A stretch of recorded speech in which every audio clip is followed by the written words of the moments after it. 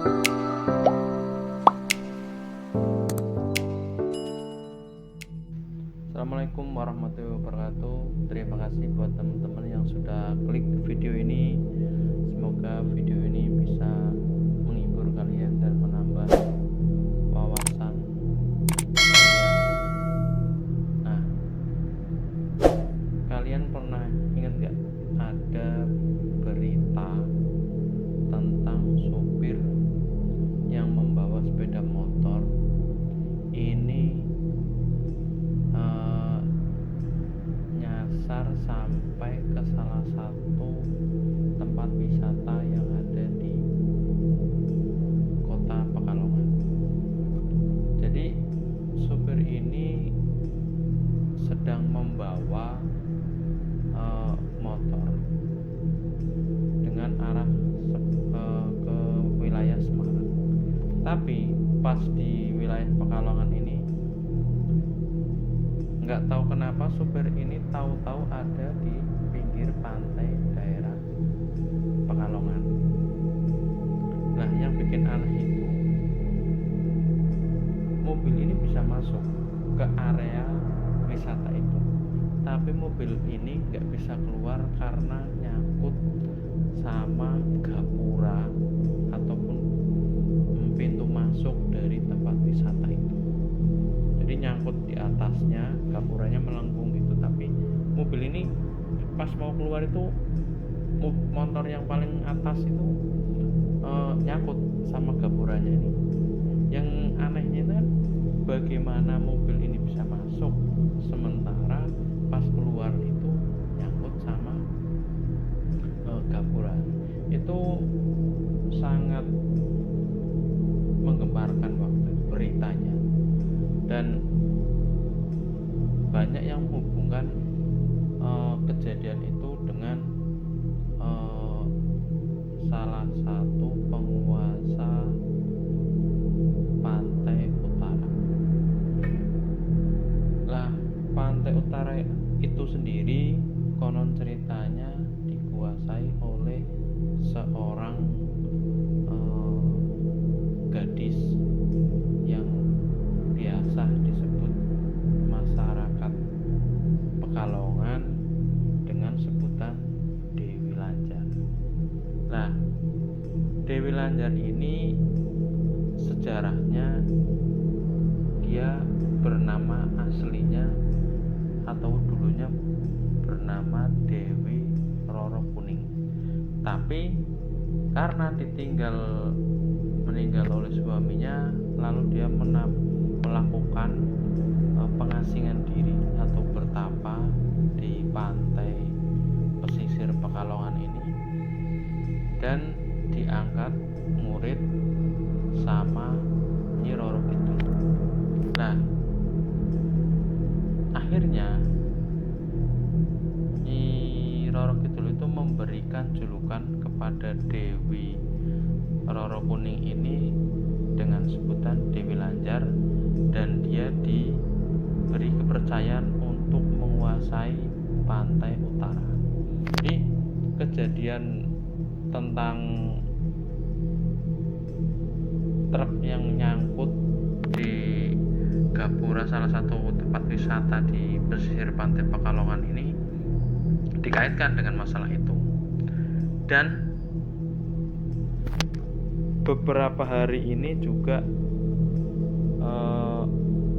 ada kejadian yang aneh juga terjadi di situ.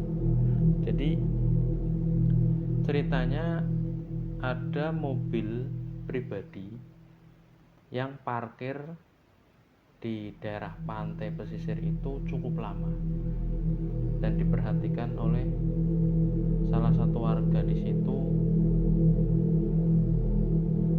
Kenapa parkirnya lama tapi tidak ada orangnya, dan orangnya juga tidak ada di sekitar situ.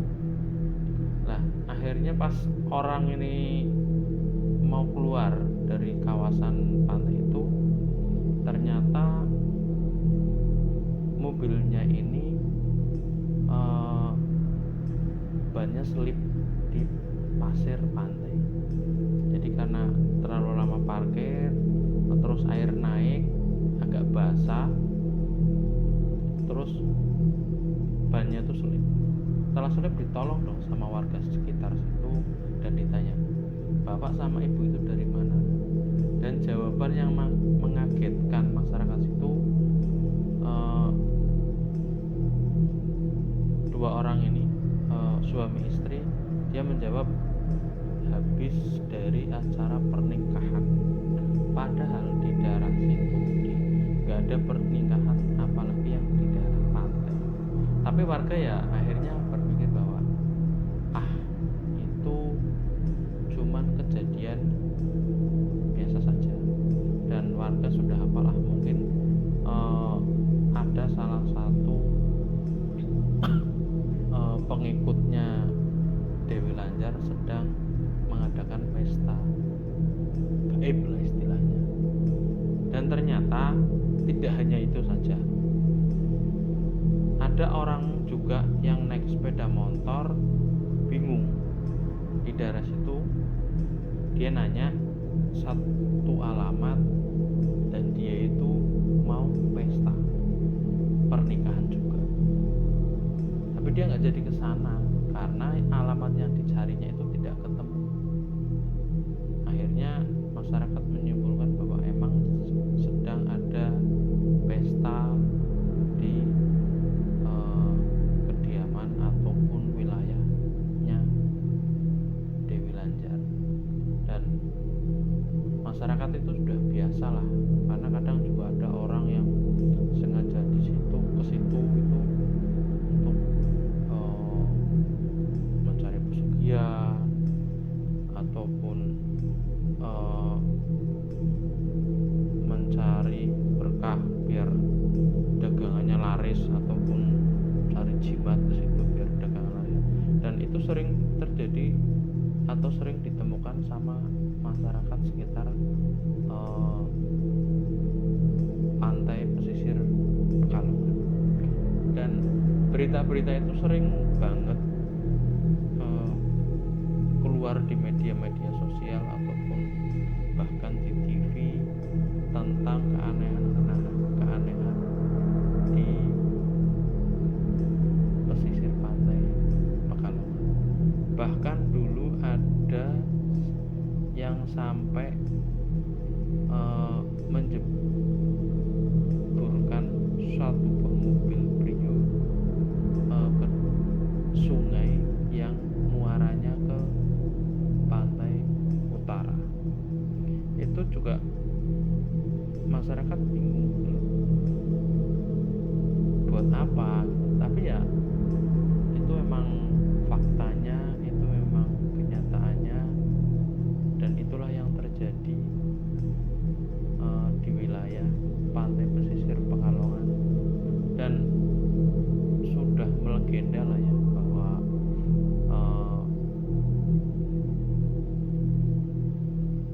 penguasanya pantai utara itu yang bernama Dewi Lanjar ini sering melakukan pesta ataupun kadang ada kejadian aneh, dan itu pasti dikaitkan dengan Dewi Lanjar, apalagi kalau kejadian-kejadian itu terjadi di pantai pesisir Pekalongan. Dan ada juga kadang masyarakat yang konon itu mereka bekerja dengan Dewi Lanjar, dan ya di sana biasa saja bekerja, bikin batik, dagang kayak gitu, dan biasa saja. Dan konon sih banyak yang ikut kerja di sana ataupun orang-orang Pekalongan sendiri yang ikut kerja di sana, tapi mereka tidak mengumbarnya ataupun bercerita dengan orang-orang kalau dia bekerja di sana. Ya udah, yang penting dia mendapatkan uang dan tidak jadi bahan omongan orang lain, ya sudah. Bahkan Dewi Lanjar sendiri itu tidak di, penguasa di garis pantai Pekalongan saja, bahkan nyampe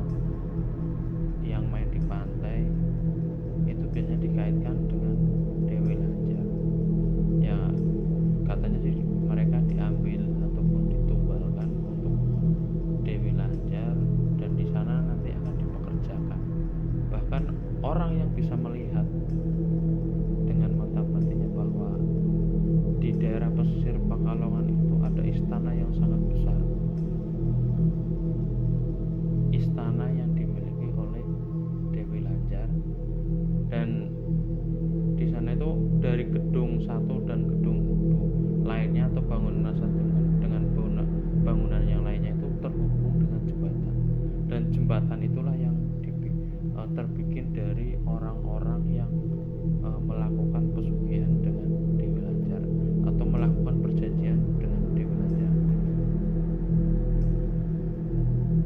Ada yang bercerita bahwa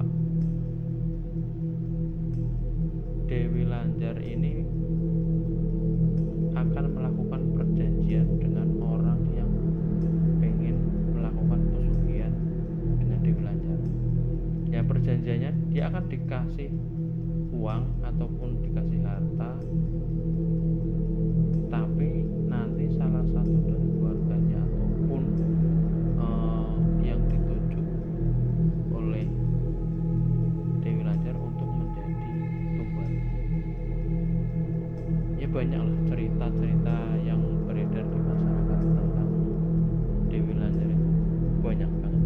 Dan yang kalau di daerah Batang itu ceritanya kalau malam Jumat Kliwon, jadi ada pasar yang di alun-alun sih, jadi pasar tapi jualannya cuman di malam Jumat Kliwon, dan itu pasarnya sangat ramai karena yang datang ke situ itu nggak cuman orang Batang saja, bisa orang Pekalongan, bisa orang Pemalang, bisa orang Kendal, bisa orang mana-mana datang ke situ hanya untuk berjualan, bukan untuk membeli itu enggak, tapi untuk berjualan. Jadi ramainya itu ramai orang jualan, karena ada kepercayaan dari orang-orang yang berjualan di situ, kalau mereka berjualan di situ dan jualannya itu laris, itu akan membawa keberuntungan buat mereka. Jadi mereka nanti akan dagang dimanapun itu pasti akan laku keras lah dagangannya. Dan dari keramaian yang ada di situ itu, bagi orang-orang yang punya mungkin indra enam atau indigo itu bisa melihat konon yang belanja di situ itu nggak cuman manusia biasa seperti kita, kadang ada makhluk-makhluk astral lain ataupun para pengikutnya dari Dewi Lanjar. Jadi mereka berbelanja di situ ya menggunakan uang biasa dan itu hampir setiap malam Jumat Kliwon ramai sekali itu pasar. Banyak orang yang percaya banget lah tentang kalau mau melihat dagangannya dia nanti laris apa enggak itu ya berjualannya di pasar Batang itu, tepatnya di alun-alun Batang.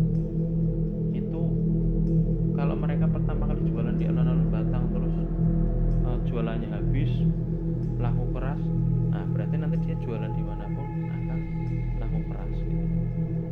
Tapi ya itu semua kembali kepada kepercayaan masing-masing. Dan emang banyak banget cerita-cerita yang beredar di masyarakat. Mungkin cerita saya juga mungkin ada yang kurang tepat